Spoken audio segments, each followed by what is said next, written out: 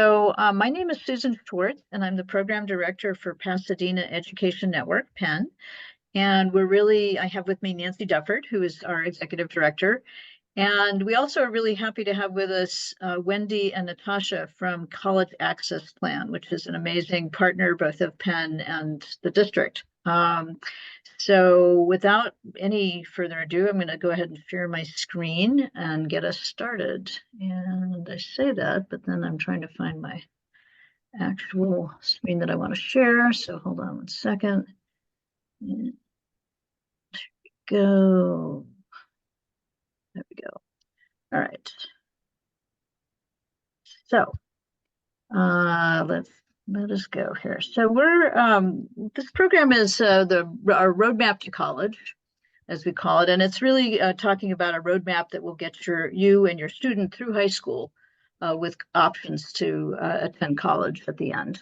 So our agenda is pretty packed. So we're going to try to keep it fairly crisp and move through the material that we have. And what I will assure you is that a lot of the information that we are mentioning is included in the material that you either got already in an email this afternoon or will get as a follow-up email. So you don't have to take screenshots and write everything down or try to find all the links that we mentioned. We will share those with you afterwards. And so if you are here and you did not sign up for this program already on our website, if you could just at some point drop your email into the chat, that will allow us to make sure you get those materials. So what we're going to talk about, we're going to start with a kind of a framework to help you think about what it takes to graduate with college options. And there are kind of two pieces to that. The first is what we call the scholar profile framework. And then we'll get into a little bit more detail about what requirements are necessary for graduating with college options. And then we're going to, in the second part of our program, we're going to really go year by year, 9th grade, 10th grade, and so on, with some of the kinds of information that your student will be getting from counselors in those years, some of the kinds of opportunities and resources that you will have to take advantage of, and some other tips. And then we'll give the College Access Plan a chance at the end to give a little bit more detailed information about all the amazing services and resources that they offer. So I think just to start out, this is a team effort. There are a lot of resources available to our students. So probably as a parent, the most important thing is to be encouraging your student to advocate for him or herself, to seek out resources. And our hope is that by making you aware of some of the resources that are available, if your student is needing help or some support, you can help to sort of prompt them as to what sorts of resources are available to them. And there's no one right way to do it, right? There's not one right path through high school to college. There's no one outcome that is exactly the right thing for every student. So it's going to look a little different for everybody. That is okay. And yeah, Wendy, go ahead. Thank you, Susan. And I can't agree anymore. It really does vary from one child to another. And so exploring and starting early is kind of key so that you can kind of see with the student that you're currently working on what his or her path will be. We're really lucky that in our very own backyard, we have so many different options with regards to college fairs where students and families are invited to come completely free. Starting with our district college fair that happens in the fall. Students, I mean, we even encourage our middle school students to come and look because it's kind of a great experience to walk into the convention center and you see like a few hundred colleges and universities and you just hear them and feel the buzz and the energy. And so this, I think, is a really eye-opening experience for students to see, hey, those 5 or 10 colleges or universities that I've heard of, there's actually thousands of them. And to be able to see at least a few hundred all in one space is always a really great experience. There's also something that started not too long ago is the CSU College Night that typically happens in the fall as well. So you can see they've already scheduled their fall one. So you can mark your calendars, September 24. It's from 6 to 8, also free. So you get to see a college fair of just all the 23 Cal States. It's a great opportunity to kind of meet one-on-one with a representative. There's also the WACAC and the NACAC college fairs that we have, and those, they've done even a virtual component to it. So if you can't make it to an in-person one, you can also join in virtually. So we're just showing these images so for you to know that in a year, you'll have some in the fall and you'll have some options in the spring. The important thing is take advantage of those opportunities. And as students are looking at those opportunities when they attend a college fair, they kind of start like, oh, okay, so in California, we have these 4 different types of colleges and universities that are kind of divided into systems. We have our 116 California community colleges. Most of you have already heard of Pasadena City College or PCC. Our 23 Cal States. And again, we're so lucky to live in Southern California because we have so many that we can drive to and just within an hour's drive, right? Or less. We have Cal Poly Pomona, Northridge, Cal State LA. And so your students are able to go and visit. Oops, sorry. That's okay.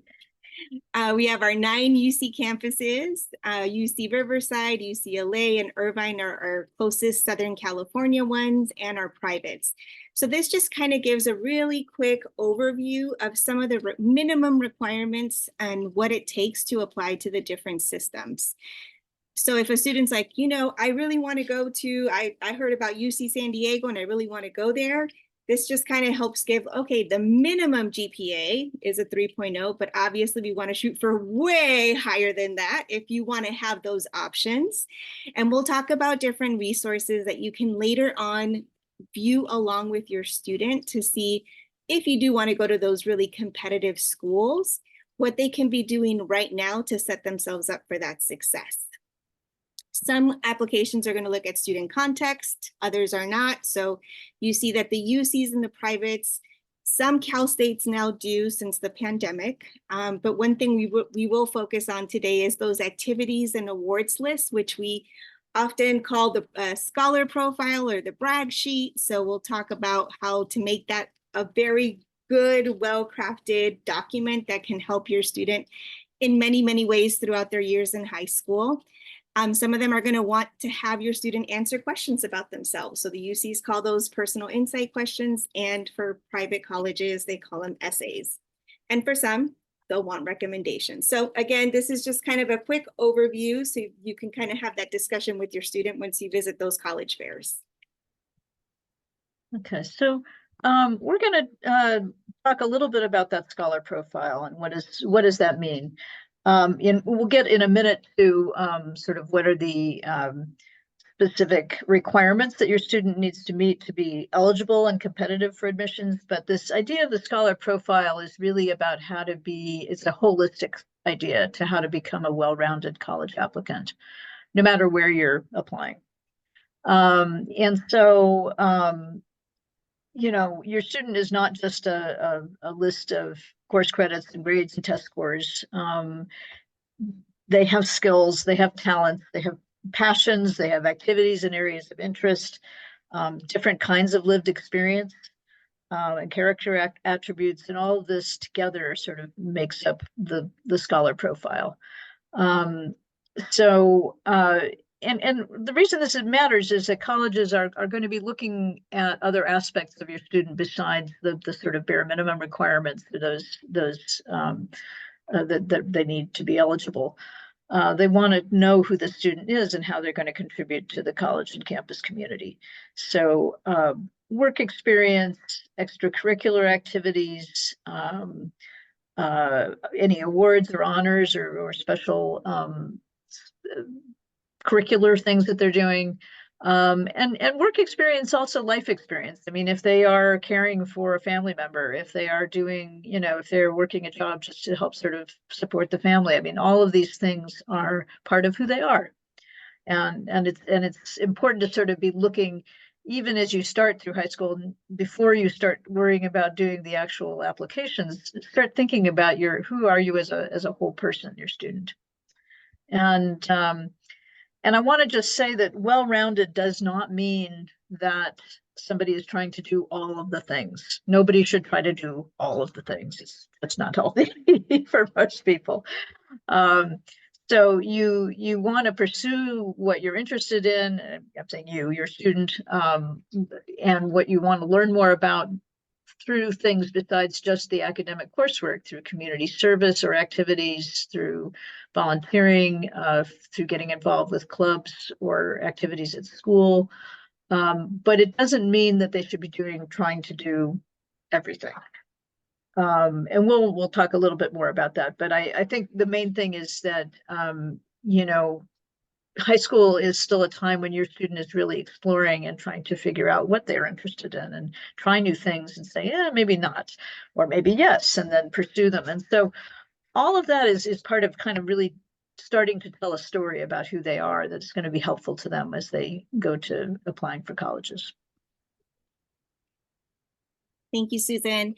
And I think another thing, as your student is starting to accomplish and get involved in different things, you really want to help organize all of those experiences, those thoughts, those nominations, those awards and recognitions.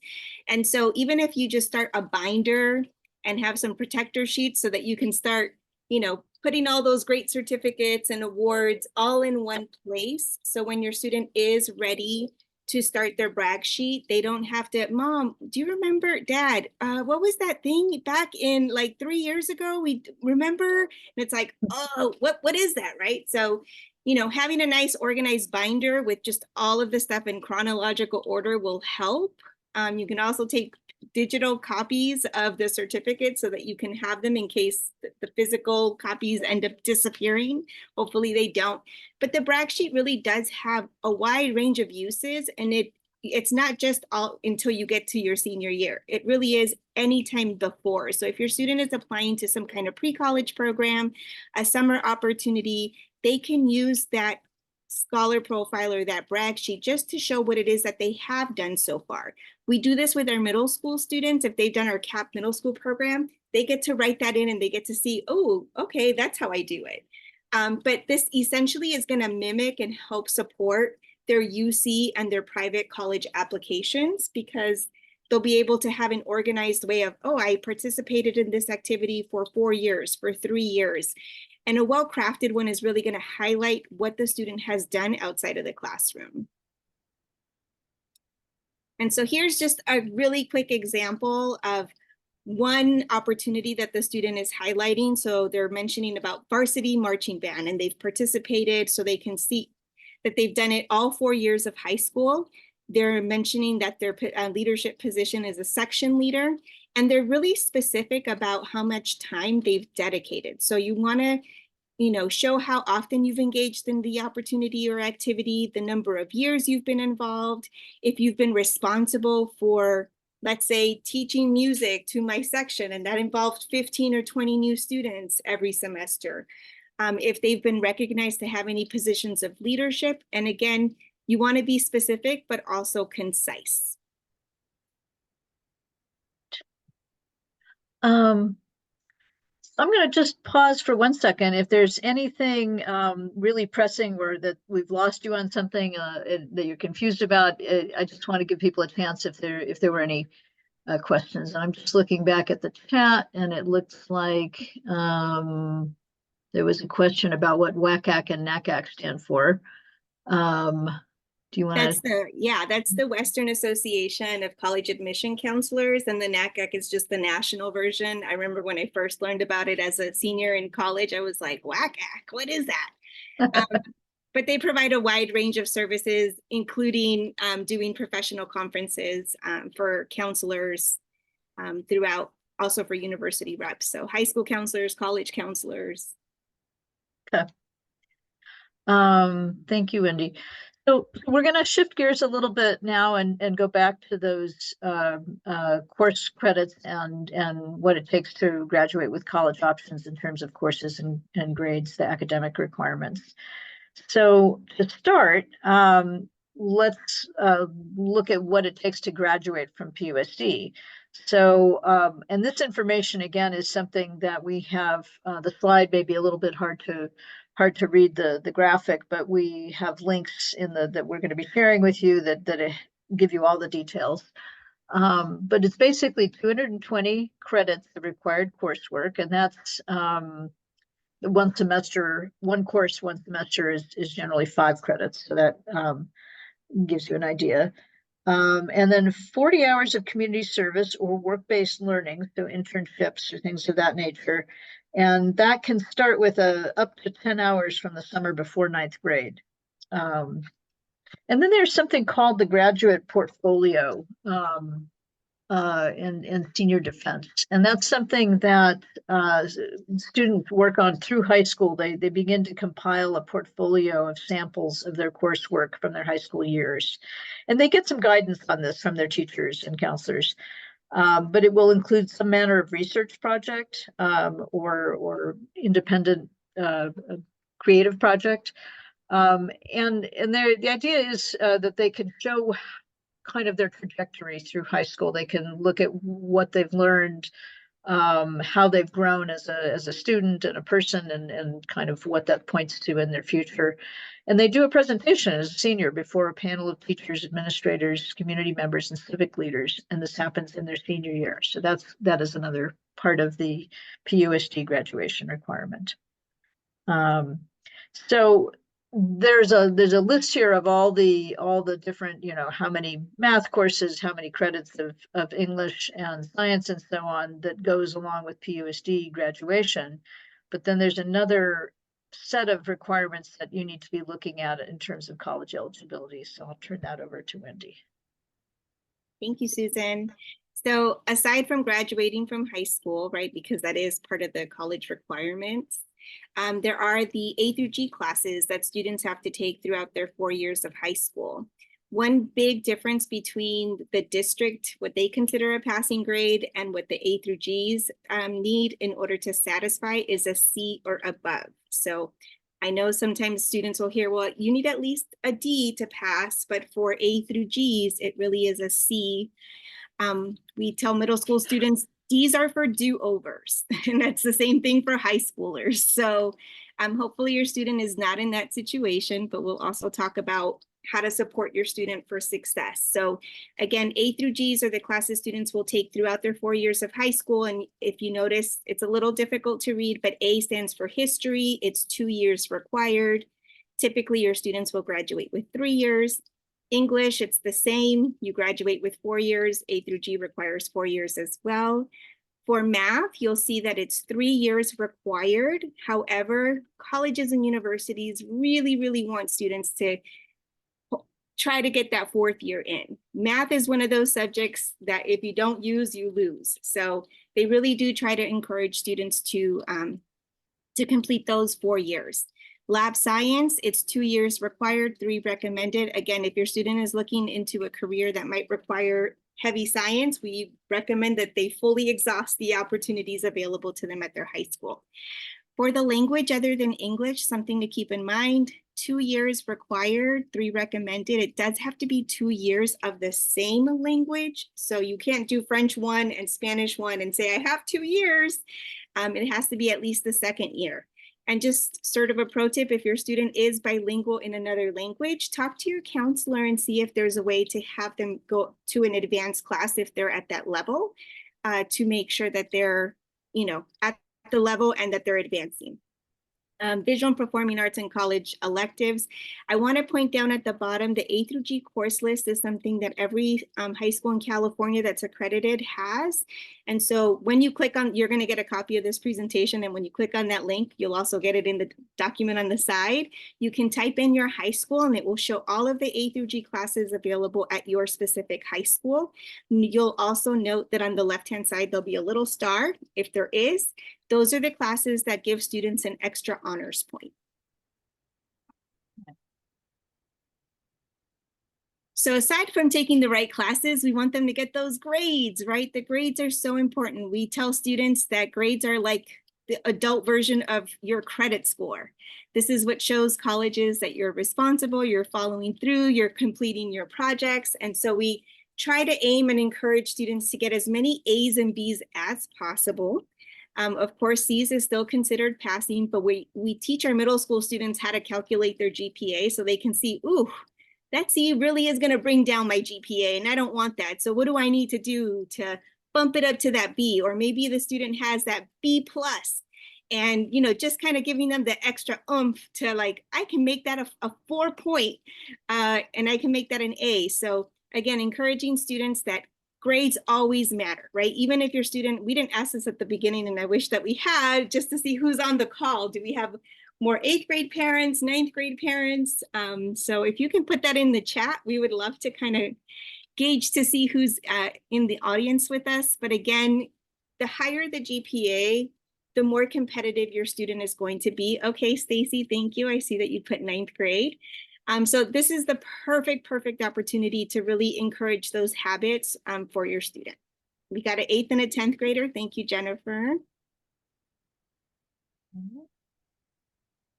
Should I go to the next slide? Oh yeah, please, thank you. And next we have, aside from taking the A through G classes, getting good grades, and then also encouraging your students to take advantage of adding rigor to that curriculum. So if there are particular subjects that they're passionate about, that they excel in, we encourage them to look into the right side are the options, whether they take an honors class, an AP class. If your student goes to Blair, they have the IB program, or taking a class through a community college like PCC.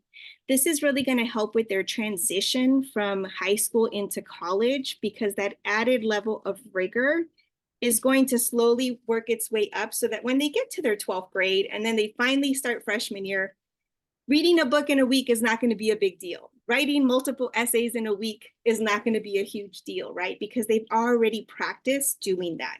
So that really just helps with the ease of that transition. With the college courses that students can take within PUSD, it can either be done through dual enrollment or concurrent enrollment. So it just depends on the high school that you attend. Essentially, for the concurrent enrollment, these are PCC classes, for instance, that a student can take either after school or during the summer that can help earn them college credits if they're transferable. And that little assist logo at the bottom is a little tool that you can use to enter in the class that your student might be interested in attending to see if it's transferable to a UC, a CSU, or both. And then you also have the option, if your high school offers a dual enrollment, this is when students get to take college classes as part of their regular instructional time. So this is something that's offered at select schools, and it can kind of double count for your high school diploma as well as college credits. One thing to note about that is that it does become a part of your college transcript. So we do want to encourage students to make sure that they're doing a load that's going to be well balanced for them and that they'll be able to be successful. I'm going to pass it back on to you, Susan. Okay. So, oops, I'm sorry, I'm blocking the screen here. So the other thing just that we want to mention here, we're not going to take time right here to go into a lot of detail, but there are what's called college and career academies that are available to students as an option at all of the high schools, and they're different programs, different industry areas represented at the different high schools. So there's a link again that we will share with y'all that gives you a little bit more detail about those. If you're already in high school or just starting out, you may have already made those decisions. It is possible to make a switch or to go into something like that, I think in 10th grade, but beyond a certain point, you're either doing that program or you're not, because there are certain courses that you take along the way. So the advantage of these career academies is they give kids an opportunity to really be exposed to a broad field of types of careers that they might be interested in, and sort of see how what they're learning in school is applicable out in the world. There are also internship opportunities that go along with that. So it's, they're definitely, this is one of the ways in which your student, if they are in a college or career academy, have an opportunity to sort of distinguish themselves. It becomes part of their scholar profile. So now we're gonna switch gears and actually get into our year-by-year roadmaps. So I will just let's just kind of do an overview of the territory here. Our incoming ninth graders are already meeting or have met with a high school counselor for the first time. They're this is just kind of the big picture, and we'll go year by year and kind of go into the details. But we do want to emphasize that your student should meet with a counselor every year individually. The counselors will be providing certain services and programs and informational sessions for students. And they have like kind of a curriculum that they follow, and we'll talk a little bit more about that. And that grades matter every year. So we're going to repeat that a few times, right, Wendy? Yeah, for sure. Because there's this myth, right, that grades don't really count in middle school. They start counting in ninth grade, and then they get to ninth grade, and they're like, well, no, they don't really start counting in ninth grade. They start counting in 10th grade. And the reality is that colleges are going to get the high school transcript, and it's going to show all 4 years of high school. So, yes. All right. So let's zoom in and look at ninth grade to start with. So it's an exciting time. It's a time of transition. Your child is adjusting to a new school in many cases, making new friends, becoming more independent. It's not unusual for kids to struggle a little academically at the beginning of high school. And that's, I think it's good to just know that, so that you're not, you don't want to freak out. On the other hand, you do want to be paying attention and sort of staying on top of what's going on, and encouraging your student to advocate for him or herself, but also just kind of, as a parent, knowing what's going on so that you can help to keep things either on track or get things back on track if they go off track. So we've listed here some of the kinds of counselor initiated activities. They'll be reviewing the student's transcript, talking about the graduation requirements and what A through G courses, the stuff that Wendy just went over. They're going to start creating a 4-year plan with your student. And just that's starting to think already about what are some of the goals that you have. Are you hoping to go to a 4-year college? Are you planning, so that as they're scheduling courses and thinking about how all the pieces fit together, that's going to fit into that plan. So starting to think about what happens after high school. There may be an introduction to the PSAT, but we'll talk about that a little bit more in a minute. Already, if there are gaps in the student's academics that need to be filled, that's something that the counselors will be beginning to look at that point. And just generally helping students transition and make adjustments to high school. So there's a lot of resources, and I did see in the chat that we have a lot of younger students. So I really, really appreciate that, because this means that you're getting the information early and on time to kind of make a decision and a game plan. Because really, going to college and your plans after high school is really about creating that strategy plan. And so some opportunities and support programs. We're really lucky in PUSD. We really have a plethora of different resources. And we'll talk about College Access Plan, known as CAP, which we offer a wide range of free college resources to students and families. And we'll go into a little more detail on how your student can take advantage of that for middle schoolers as well as high schoolers. And we talk to students about anything related to college, their plans after high school, maybe even applying to an internship or a job during high school. We can help with that process. But then we also have other programs like the Upward Bound program and TRIO program that's available as part of PCC. And there's another one that has from Cal State LA. There's also the UCLA VIPS program, which is for highly academically motivated students. There's the UCLA Early Academic Outreach Program that's also designed to help students from disadvantaged backgrounds that attend PUSD prepare early on and know what their options are so that they can, again, also have that strategy plan. It's really important, like Susan said, checking in with your counselors. And I know as parents, you guys get so many emails, but honestly, like if you can make it a habit and a tradition, you know, take 5 minutes a week, 5 or 10, and sit down with your student and take turns reading the information. So that you can both kind of share on like, oh, that's an interesting, wait, what did you say about that one? Right. And if you can take turns, your student can get accustomed to also reading information and seeing like, oh, what do we want to participate in? Oh, that sounds like an interesting opportunity. Let's sign up for that. So I would encourage, you know, I know as students get older, and especially for parents who have more than one child, you're getting bombarded with emails, but try to make this sort of like a opportunity for you to connect with your student and kind of find out about information and make them read half of that information to you. That might help. I would just second that, you know, I think a lot of times kids get into high school and they haven't, that's a great time to really instill the practice of, if not reading all your email, at least looking to see what's in your inbox and reading and, you know, checking to see if there's something you need to know and reading it. So that's a great suggestion. Yeah.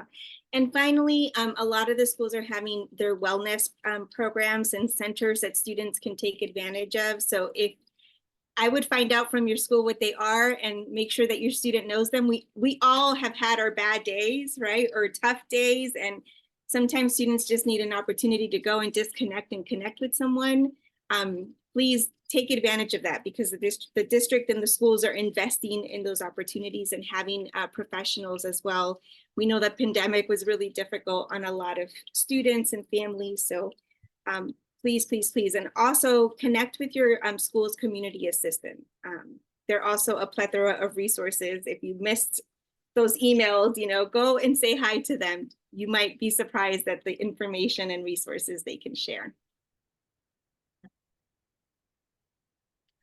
So some pro tips, you know, establishing just, again, some routines and some habits with your students. And if you can help model those habits for them, like reading those emails and taking turns, you know, sharing with them that sometimes you as an adult also struggle with some things, right? Like you had a bad day at work or a hard day with whatever, so that students can understand, hey, I have an opportunity to share with my parent that I had a bad day, or that, you know, this class is being a lot more challenging than I expected it to be, or I'm having a difficult time concentrating.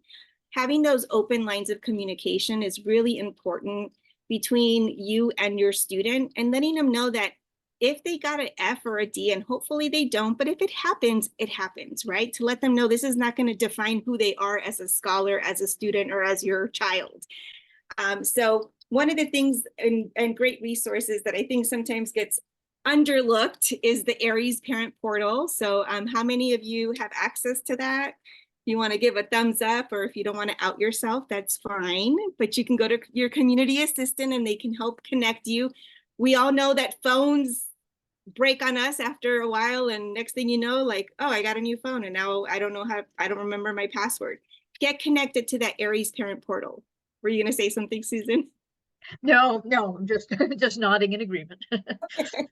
Yeah. But the Aries portal is really meant to help support, you know, see where your student is at. Are they falling behind on something where the student's like, well, I don't know why I have that D. And it's like, well, when we go into the Aries and check, they're like, oh, it's 5 missing assignments, or, oh, I missed that test, or, oh, sometimes it could be that the student turned in the work and it hasn't gotten graded, right? And so then just double checking in with the teacher. So again, just it's a way for a tool for students and parents to kind of check in to make sure that everything's on track. If your student does have a hiccup, we do have the A through G counselors that can help your student sort of, you know, define this is where we're at. Maybe you have a deficiency, maybe you got that D that you need to do over in that A through G, and they can decipher if it's best for you to do it during summer school, twilight school, or what the options may be for you. And really, take advantage of those summers that you have in between 9th and 10th grade, because there are great opportunities to explore, whether it's through our summer programming that we offer in collaboration with the district or other exterior opportunities. Know that setting up your student for success early is really, really important. And this is just a picture to give you what you can see on that Aries. In particular, what we're looking at here is how this student is doing so far in terms of meeting their UC college eligibility requirements. So they can sort of see where his classes line up with the A through G requirements that are there. But there are also tabs at the top to see how are you doing towards high school graduation. What about the CSUs? So this is just one of the many uses that the Aries Parent Portal has in terms of helping, being a tool for you to be able to just look and see at a glance, and your student, to see kind of where things stand in terms of their goals. And if I could just say, set those phone alarms for like before the end of the first quarter, the second quarter, just to do that check-in, because really what you want to make sure that your student is set for is that final grade, right? They can have a hiccup during a quarter, but as long as they're going to be on track to pass that class and hopefully with a stronger grade with an A or B, that's really, really important. Okay, so moving on to 10th grade. I told you we were going to put grades on every slide. So you want to encourage, we mentioned this before, you want to encourage your student to challenge themselves, to take challenging courses, particularly in the areas of strength and interest that they have. So again, it's not that your student should take every AP that your high school offers, but rather that if they're really pursuing the sciences, or they're really, interested in English language arts, that's where their strength is. That's where they should be especially looking to challenge themselves. So counselor initiated activities in 10th grade include beginning career exploration, looking at how the student is doing in terms of college readiness, the college fairs. Again, these are not things that you can only do at this time. It's just that this is sort of on the counselor's radar to make sure it's being introduced. And then it mentioned the PSAT. This is something that is available to students to try taking in 10th grade. And Wendy, did you want to say a little bit about that? Sorry, it cut off for a second. Can you repeat the last part? Oh, sorry, the PSAT, the optional opportunity. So high schools are still offering the opportunity for UCs and Cal States. The current decision has been made to not require it as part of the admissions, which was previously pre-pandemic a requirement to take the PSAT, the SAT or ACT. The PSAT was like the practice version of that. But if students who are great test takers and want to be considered, let's say, for the National Merit Scholar, they do encourage students to continue to explore the PSATs to practice, because when they take it in the 11th grade, that's when they would be qualifying for the National Merit Scholar. Also check with private colleges, especially if you're looking for private or out-of-state private or publics, to see what they're where they're landing on with regards to standardized testing. But this is a practice version of it. So if your student is considering those elite schools that are now going back to requiring it, then this would be a great opportunity for them to take advantage of. Thanks. Okay. Great. So more resources for you to take advantage of.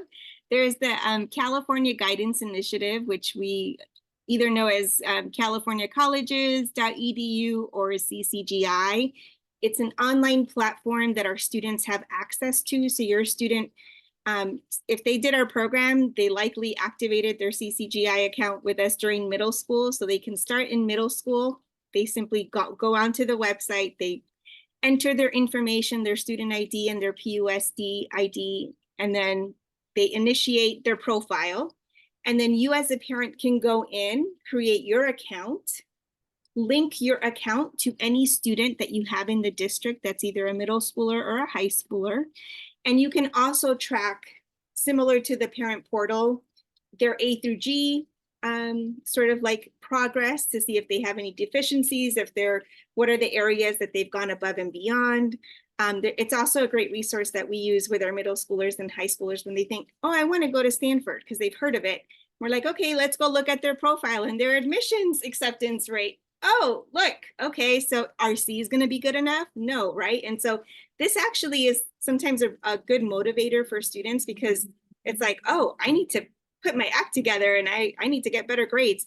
And oftentimes when we talk to students, it's not that they can't do better, it's just that they're missing little like deadlines that make the difference between getting an A and a C, right? They've done the work. They're like, well, I did the work, I just forgot to turn it in. What? You did the hardest part, right? And so again, healthy habits.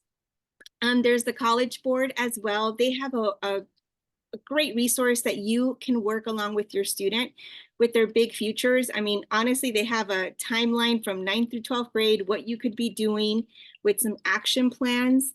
And if you create the account together, I mean, honestly, I'd have a notebook and start writing down all the username and the passwords or email them to yourself so that you always have access to your student profiles as well as the parent profiles. And again, just a reminder, we will be sending out the links and the list of all these resources separately afterwards. So don't worry if you're feeling like we're giving you a lot here. Thank you, Susan.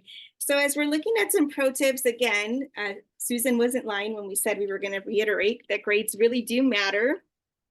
There are some nuances in how universities and colleges calculate the GPA. So for UCs and Cal States, they begin calculating the A through G classes starting the summer after 9th grade. And they use your A through G classes all the way up until the summer before 12th grade. The reason is you apply in the fall, right, when you're still in the middle of the semester, so you don't have those grades yet. So when you're calculating your UC and your Cal State GPA, that's when they start counting. If your student is looking at privates, many of them use the 9th through 11th grade, right, when you're first applying. So they will incorporate those 9th grade grades. So it is important to do the best that you can as soon as you hit high school. Again, taking that rigor. So if your student, was having a hard time transitioning to 9th grade and maybe didn't take an honors or an AP class, this may be the opportunity then to kind of revisit and see what were the areas that you're really passionate about. Where did you feel it was a little too easy and you could have been, pushed a little bit more, so that your student is again working towards those mental muscles to have an easier transition for college. And then, every student is so different. Some of them are really like sports motivated and that's all they want to do, and that's fine. But if your student's not into sports, sometimes they think, well, I don't have any interest. Of course you do. What do you love to do, right? There's clubs. Your high schools offer a wide range of clubs. Your students can get involved in community centers, volunteer opportunities, especially if your student goes to like Blair and Marshall, for example. If they're in high school, like if they're a 9th grader, they can reach out to their middle school teachers and offer to volunteer to either tutor or to be some form of volunteer in their middle school grade level teachers. So look for opportunities that fit for your student. And again, take advantage of those summers. There's so many different opportunities available. All these experiences are important, not just to keep your student busy, but these are the experiences that your student will be able to pull and draw from when they're writing those great letters, those great essays, and answering those questions, those personal insight questions for their college applications. Okay. So moving on to 11th grade, junior year is it's a turning point. This is when the academic and the college application and planning activities really get into high gear. So there is a certain amount of stress and anxiety that can go with that. You want to, but I think part of the message is that if you've been kind of beginning to think about these things and sort of getting yourselves organized before that, it won't be as stressful. But the counselors are going to, if a student hasn't already created a CCGI account, they'll be having them create that. They'll start completing inventories of their resources they need and interests. The parents can track and monitor that progress as well. Starting to look at college lists, think about, what colleges might align with particular career areas of interest. Wendy mentioned about the PSAT. If you have a strong test taking kid, I had one who was and one who wasn't, but this is a time when somebody who is particularly has strength in that area may be taking the PSAT and seeing if they qualify for a National Merit Scholarship. Likewise, the SAT and ACT tests would begin to be offered. They would be starting to take those in the spring. And again, that kind of depends on where your student is looking to apply and whether they would require that or not. The brag sheet that Wendy mentioned way back in the beginning, this is something that the counselors will introduce with the 11th graders. But again, because you're here tonight and you're learning all this stuff, your student will already have started to pull some of that material together. And this is going to be, as Wendy pointed out earlier, has a lot of uses, but it's among other things, it's something that is going to be really helpful for counselors and teachers who your student will ask to write letters of recommendation for them.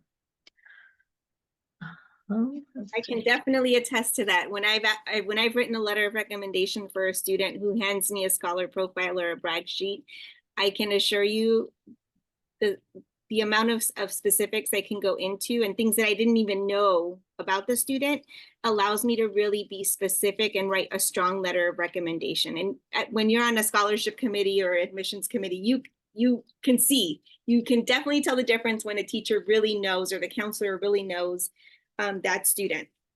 So next on this slide is the CCGI that we were mentioning. So you can go in, take advantage, it's free. All you need to do is make sure your student has activated their account so that way you can link your account to theirs.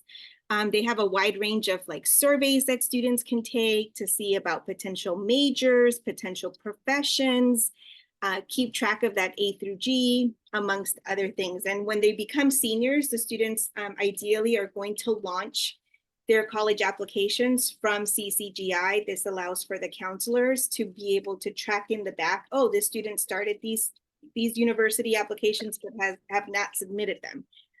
So make sure that you follow through with that. CAP is around 9th through 12th grade, so you're seeing them in every opportunity, but we will talk about specific opportunities in just a second on that. But some more programs for summer, when a student has to apply and compete for a position, that's something that they can write on their scholar profile, even if they didn't get to participate in the program because they were selected. And we've just listed a small amount of programs. If your student's really into math and science, there's the UC Cosmos program. There is a cost, there are scholarships, but it's not free, so there is a fee. Davis, Irvine, Santa Cruz offer these, and I believe Davis, Irvine, UC Santa Cruz. I think 3 or 4 campuses offer this math and science combo. They get to take the classes at the UCs with UC professors, so it's an amazing experience for the student who's into that. There's also some pre-college programs offered through UCLA. Caltech and PCC also offer summer programming right in our backyard. We're so lucky to have them. So look to see what might be of interest for your student. And also we're linking in here PUSD's College and Career Academies. So for some students who are in academies, there may be internship opportunities that students take advantage of this summer after their junior year. So make sure that the earlier you have that action plan of things like your summer is planned accordingly. And if you're going out of town and visiting out of state for family, make sure you visit some out-of-state colleges because you've already paid for the expensive trip to fly somewhere else. So have your student kind of take a peek at some other colleges there. This is just kind of reiterating a few points that we've made before. One suggestion was that when you have your child make a College Board account, to use a non-PUSD email and share that information with you, just so that you can actually access it and be able to see that.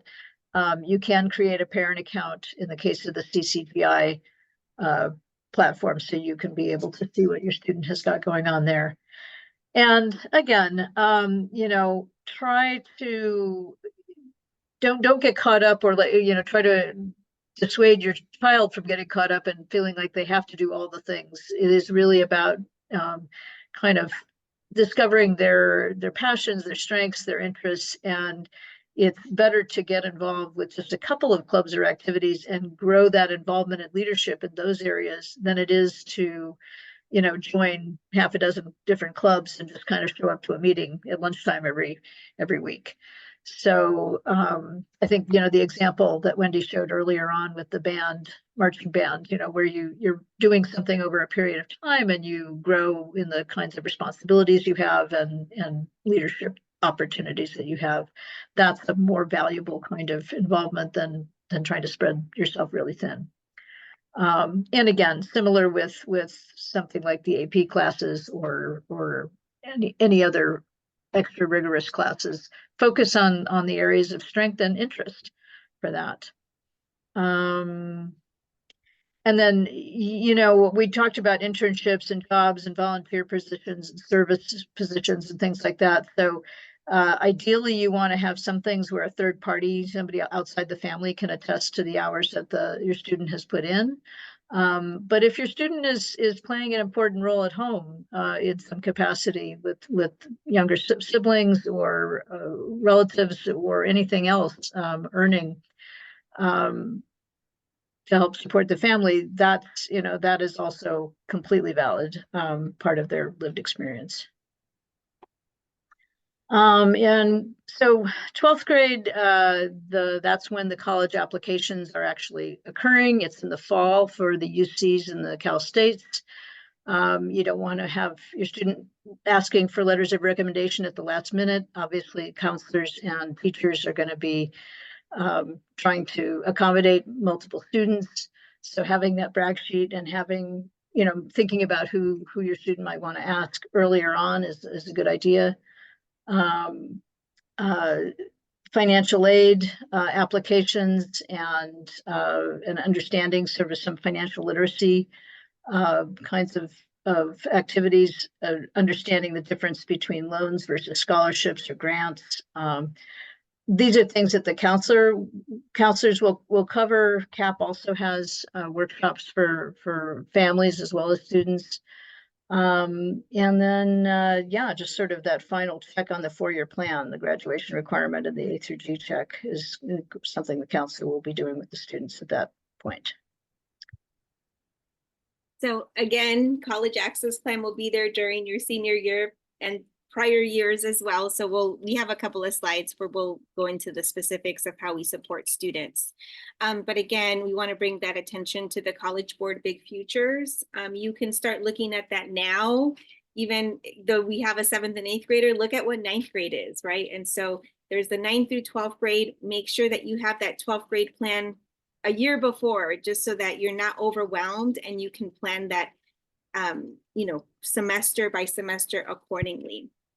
And there's really going to be a lot of work, a lot of stuff that's going to be happening senior year, and hopefully your student will have an opportunity to enjoy some of it. So the heavier lift that they do 9th through 11th to kind of unload a little bit during their senior year, this will actually help make the 12th grade a lot more enjoyable, so that they can actually, savor that moment of being the big fish in the sea. And yeah, because it happens. I mean, we're seeing it right now with our own team member who has a senior, right? And all the hard work they did 9th through 11th, and how that's really paying off for the student's senior year. So we're going to wrap our presentation up, and it looks like we will have some time for questions, and that's great. But we've mentioned college access plans several times, and you've been hearing how knowledgeable Wendy is. We also have Natasha, who is, I think, still uh, on the Zoom with us. And so they're going to kind of review a little bit what services are available through CAP. Their focus is on preparing underserved students to succeed in college, but their services are available to all PUSD students. So Wendy and/or Natasha, take it away. Yeah, so as mentioned, free college resources for students starting in 6th through 12th grade, and we also have an iHeart College program. But the one thing that makes us unique to other pre-college programs for students is that everyone in PUSD is welcome. We don't have a requirement, so whether you're a 2.0 student or a 4.5 student, if you're a first-gen student or not, whether you're low income or not, we welcome all students, including Dreamers and AB 540 students. So please take advantage of that resource. And as mentioned, we have the 4 different departments. I know we have some middle school parents on the line, and we're so happy to share about the middle school opportunity. For this slide, I'm going to focus on family engagement. So at the beginning of the school year, we typically have our family welcomes, and we'll do that virtually as well as in person. We've been calling them the Do Not Fear, CAP is here. So come stop by for some donuts and coffee at the beginning of the school year, find out what the drop-in space looks like for your high school student, and learn about the programs. We do some Saturday talks, which are casual conversations around college workshops, and they are geared towards first-gen families, but everyone is welcome. We do them in English and Spanish. We just finished our spring webinar, but we do a fall affording college and spring understanding financial aid offers. Typically targeting the senior parents and students as they make those tough final decisions of like, I got into all these great schools and like which one is going to be the best fit financially as well. And then you'll also see Natasha and myself at school sites or district meetings like AAPC, PTCA, PTSA, ELAC, DLAC, and Foster Youth Council. We do transition workshops and community partner collaborations like tonight. And we're so glad you do. Ditto. Our middle school program, so we have some middle schoolers on the call every fall and spring. We do 3 schools in the fall, 3 in the spring. It's a free 9-week program. We throw candy at the students, which they love. But in the process of that, we're really talking to them about how to prepare for high school success, explore different colleges and careers. They practice how to calculate their own GPA, how to research scholarship opportunities so that they really go into high school knowing that they can go to any college, even if it costs $90,000, because they have the tools needed to be able to access those scholarship opportunities. So look out for that in the fall. And then we've mentioned about the programs that we have at the high school level. So different from the middle school, high school is there year round, with the exception of maybe the first 2 weeks of the semester and the 2 weeks prior to the semester ending just because of finals. But our CAP advisors are there twice a week for 2 hours, and we can help with anything from college lists. Maybe your student doesn't know. Let's get a list going of your safety, your target, your reach schools, exploring scholarships, financial aid, internships, fly-in programs for juniors where they pay for your colleges will pay for your student to fly to another state to go visit campuses. We help with all that as well. So Cynthia's at CIS, MIR, and PHS, and my colleague Carla's at Blair, Marshall, and Rose City. We also now have some enrolled courses. So in the fall, you'll see the college essays workshop. And this is where we help students with their college essays. They come up with 3 different essays they want to work on, whether it's the EOP one, a personal insight question, or something from the common application. They'll get some peer and CAP advisor feedback. It is free. It is a 5-week program, twice a week. Once a week for 2 hours for 5 weeks. And although it's targeting seniors, I encourage juniors to also apply because if space is available, they do accommodate them, and oftentimes there is space.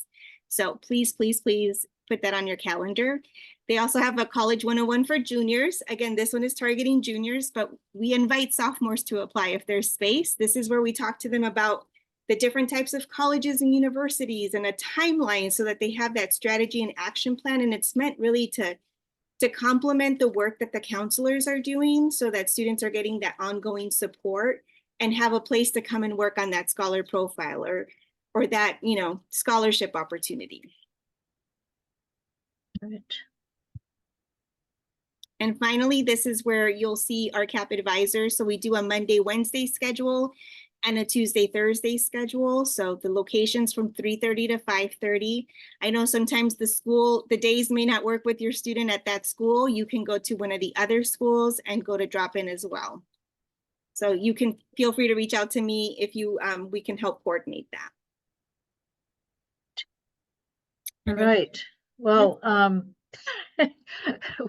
we have time for questions, but first I want to just thank you for being here, and I want to ask you to take a few minutes when we're done, or right now, if you like, to give us your feedback with this very, very short survey. So I think I will leave this up here for a moment, but I am going to, let me just open up my grid here and let's see who's on the call still. And if you have any questions, you can drop them in the chat. Let's see, I'm going to do this here. And let's see. Okay. Trying to move my screen around so that I don't have things in front of other things. There we go. So questions. Okay. Are there forms or standard ways to get verification for volunteer hours?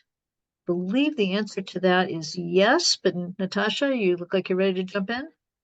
Yeah, so the majority of the questions that were in the chat, I did throughout the presentation answer them so that families and everyone kind of knew the answer. But there is a standard where you would turn in your volunteer form to your counselor. Sometimes you may get a volunteer form, whether it's because you did community service somewhere or because you are, volunteering at a tutoring with students and things of that nature. So each school is a little different. Some have their own forms. Some allow you to turn in the forms from the agencies, but you would just turn it into your counselor and they would keep track of that for you.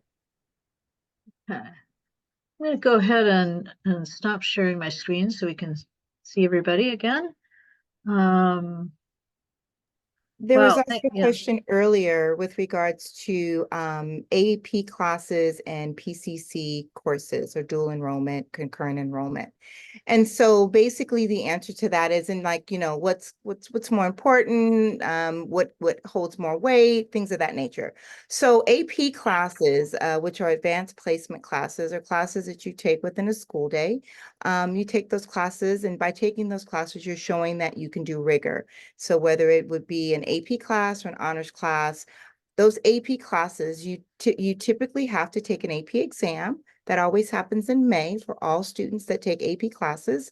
And you need to pass the AP exam with at least a 4 or 5 in order to be considered to possibly get 1 credit on a college transcript once you transfer.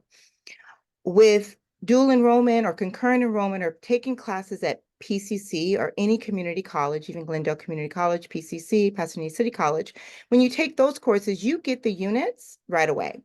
There is no having to take a test or anything like that. Those units belong to you and to your student, and they show up on their college transcript once you transfer them or let the institution know that they took college units. If you're dually enrolled, for example, at like a school like Muir, they will show up on the transcript because they're taking classes during the school day, and those, but it would literally, ultimately both show rigor. They both look good on a college transcript. It's just really, sometimes it's a preference for your students. Sometimes students really like, to want to take AP classes, and some are like, I really just want to take a college course. And so really depends on their interests, but they both have weight. Some just have more than others. Thank you. We just had a question about how do students who are involved in sports participate in the after-school CAP programs? Great question. I've had an athlete all 4 years. So, the great thing about CAP, especially our after-school program, is drop-in, which means the student can come for 10 minutes or 2 hours. Many of the students that are athletes, they talk to their coach as well as to the CAP counselor or CAP coordinator to say, hey, listen, I really need to, CAP is doing X, Y, and Z. Coach, can I come to practice a little bit late on this particular day? Let's say they want to be involved in one of our workshops. My son was involved in a workshop. He's a baseball player. And so he had to talk to a CAP to say, hey, listen, can I leave a few minutes early from the workshop? And hey, coach, can I come a few minutes late? Right? So it's all about teaching our students how to advocate for themselves. I know that coaches as well as CAP coordinators are very flexible in supporting students in their needs, whether it's playing a music instrument.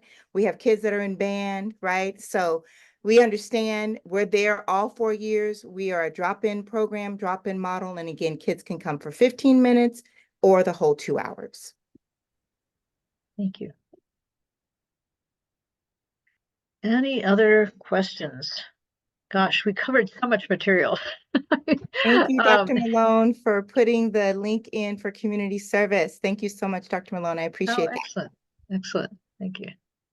And that should be a part of that binder with all the awards and certificates, also doing, you know, keeping track of your students' hours, and then double checking with the school that those hours get logged in, so that, you know, it's a check mark, it was verified. You don't want an unpleasant surprise. It's only 40 hours for high school graduation, but what I tell students are, hey, we've had students scholarships that have, you know, 100 hours that they recommend, you know, or a requirement. So sometimes you want to go above and beyond, so that you can shine. All right. Thank you so much to everyone. Any other questions? And I love that so many are younger parents, parents of younger students, because the sooner you find out, the more time you have to get that strategy plan going. Yes, definitely. And I think everybody here did sign up on our website already, but if perchance you did not and you want to get the materials, just be sure and drop that email and address into the chat for us. And then we will post and share the recording and all the links to the various resources that we mentioned. All right. Well, thank you all for being here, and good luck with high school. And you know, let us know how it goes. Let us know where you wind up, because you know, Penn is really the N stands for network, and we really try to be a community for the whole district. Parents learn from other parents. And so please stay in touch. Thank you. Thank you so much to everyone. All righty. Thank you, Wendy and Natasha, for all your work on this. And thank you, Ada.